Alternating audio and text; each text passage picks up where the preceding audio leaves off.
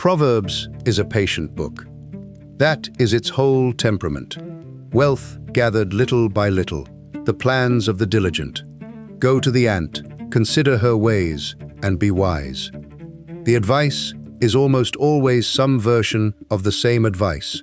Slow down, look first, think before you move.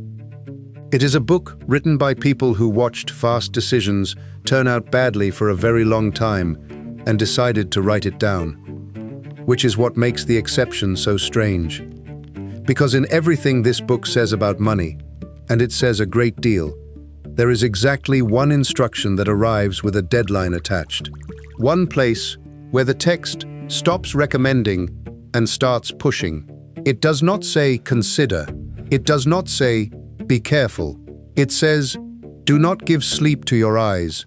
Do not let your eyelids close. Get free tonight, the way a gazelle gets free of the hunter's hand.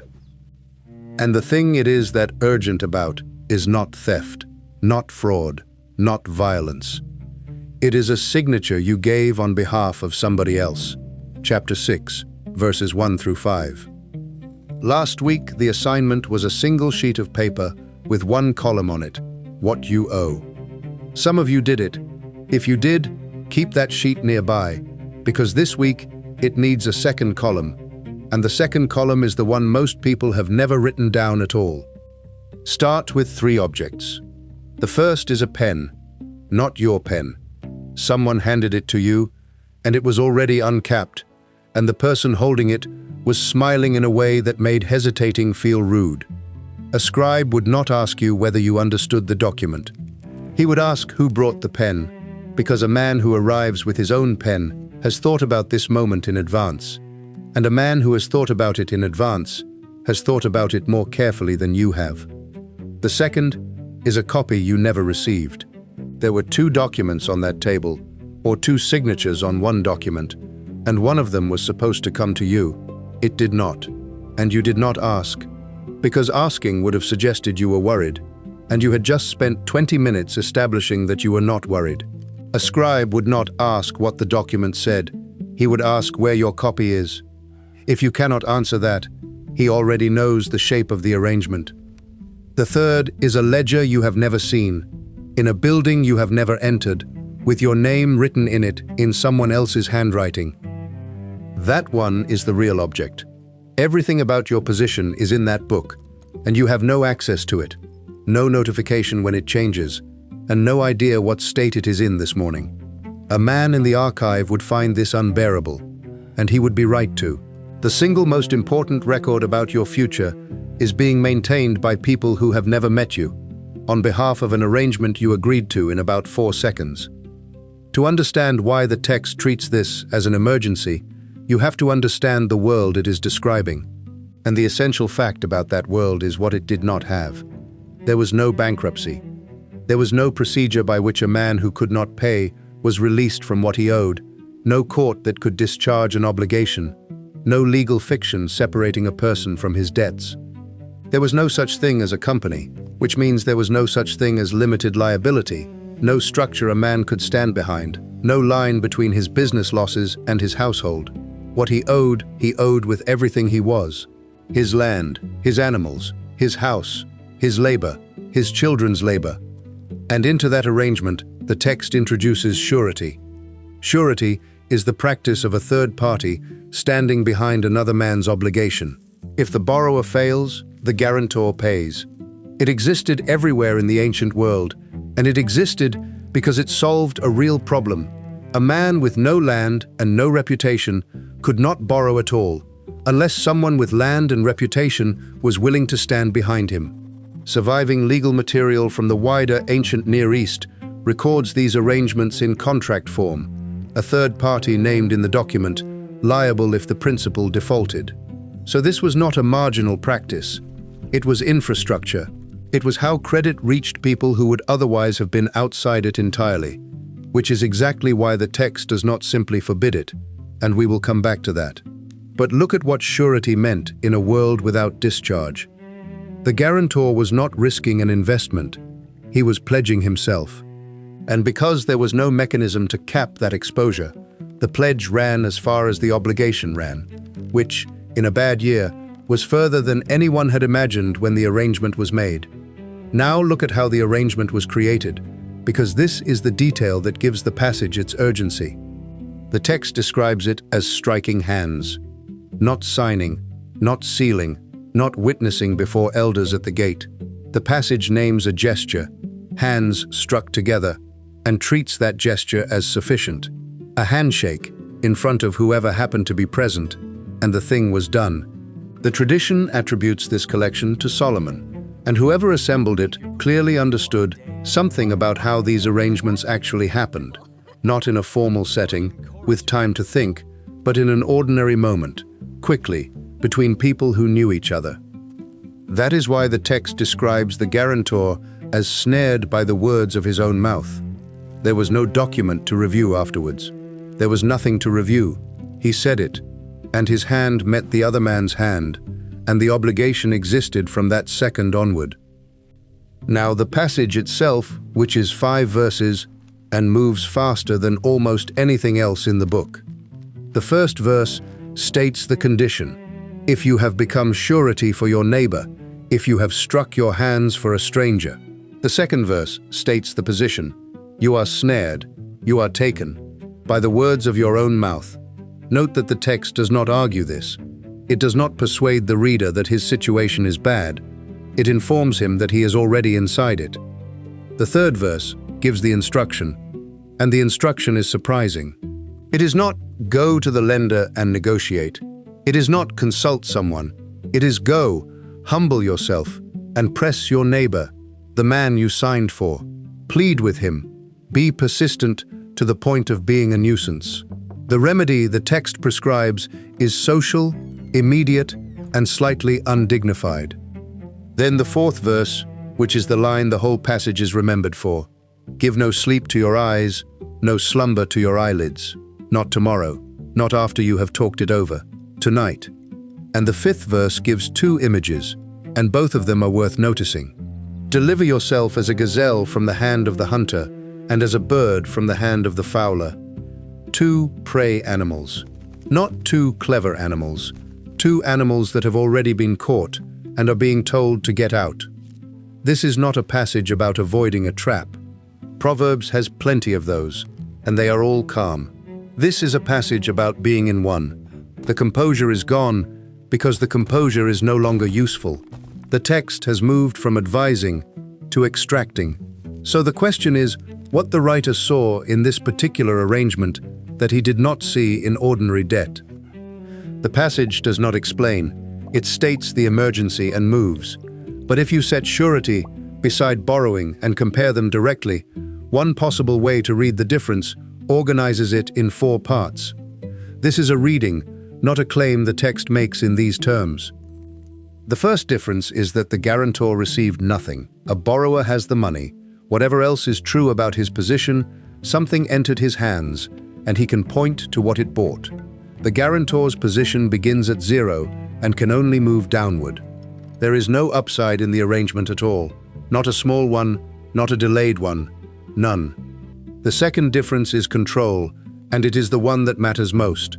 Last week's verse described debt as a transfer of authority. Whoever holds your obligations holds part of your future decisions. Surety does something structurally worse. The guarantor hands over his exposure without receiving any authority in return and without gaining any over the person whose behavior now determines his outcome. He cannot make the payments on time. He cannot see the account. He cannot stop the borrower from taking on more. He has assumed full liability over a situation he cannot influence in any direction. Debt at least gives away authority in exchange for something. Surety gives it away in exchange for nothing. The third difference is timing, and it is the cruelest of the 4. A guarantor is not contacted when the arrangement begins to go wrong. He is contacted at the end, after the missed payments, after the notices, after the borrower has stopped answering.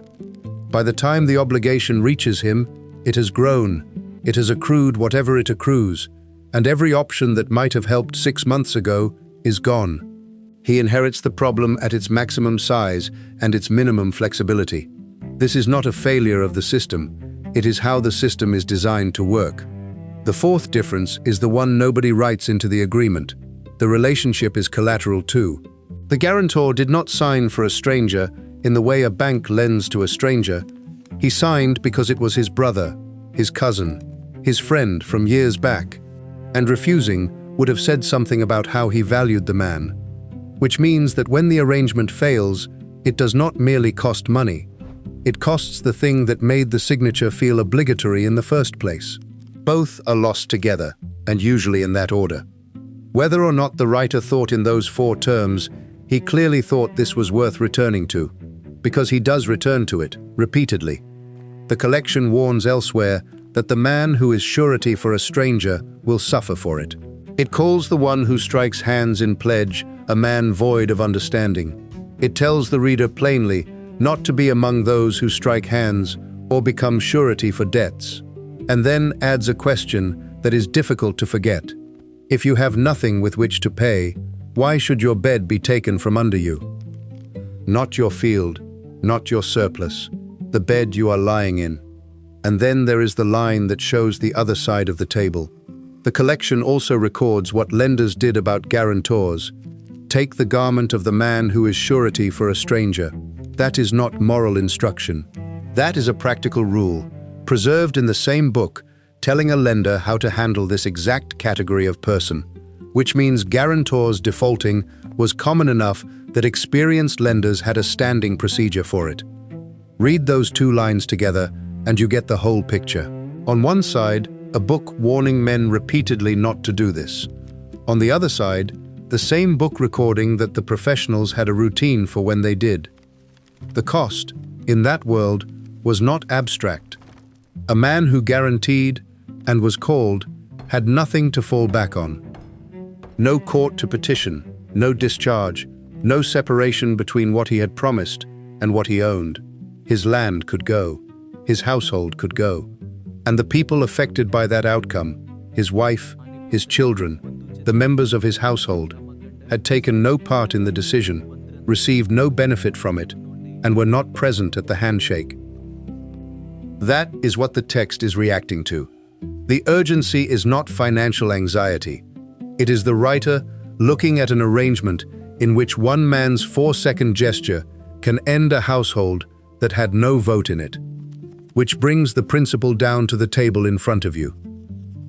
The question is not whether you trust the person. That is the sentence to keep, because trust is the argument everyone makes, and it is the wrong axis entirely. Your friend may be completely honest, work hard, and mean every word, and lose his job, get sick, or be hit by a season that has nothing to do with his character. Trust addresses whether he intends to pay. It says nothing about whether he will be able to. And the arrangement you signed does not care about his intentions. It only measures the outcome. So the real question is the other one. Not do I trust him, but what do I control? If the answer is nothing, then you are not offering support. You are transferring an unlimited liability onto a household that did not agree to it, on the strength of a forecast nobody can make. Now the part the text is careful about, and that careless readings of it are not. This passage does not forbid helping anyone. It does not say, be cautious with your generosity. It does not say, protect yourself first. The same collection that contains this warning also says, without qualification, do not withhold good from those to whom it is due when it is in your power to do it. The instruction to help is in the book. It is not hedged, and it is not smaller than this warning. The difference the text is drawing is not between helping and refusing. It is between a bounded act and an unbounded one. If you give someone money, the transaction is complete when you give it. You knew the amount. You decided the amount, and it ends there. If you guarantee an obligation, you have signed something with no known size, no end date, and no exit, and you have done it on behalf of a future you cannot see. That distinction is the entire teaching. Give what you can afford to lose, and be finished. Do not sign for what you cannot measure. And one more thing, for anyone hearing this from inside the arrangement rather than before it. The text does not call you a fool.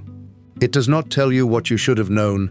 It does not spend a single word on how you got there, which is remarkable, given how much of the rest of the book is devoted to explaining how people get into trouble. It skips all of it, and gives an instruction instead: go and humble yourself and ask. Which means the writer expected the reader to be embarrassed and told him to go anyway. That is not a passage written by someone who thinks less of the person who signed. That is someone trying to get him out. So here is this week's assignment, and it takes an hour. Take last week's sheet, the one with what you owe, add a second column. In that column goes every obligation with your name on it that is not your obligation. Co-signed loans, guarantees, joint accounts you opened to help someone. Any document, anywhere, where you are the second name rather than the first. Include the old ones, especially the old ones, because the arrangement you helped with years ago is still running unless something formally ended it, and most of the time, nothing formally ended it. Then, beside each entry, write one line and be blunt about it. What happens to me if this person stops paying tomorrow? And if you are not certain whether your name is on something, that uncertainty is the first item on the list. Not knowing is itself the finding. It is the exact position the ledger in the building you have never entered describes. That is the whole assignment. Not a plan, not a decision, just the second column on the same sheet where you can see both at once.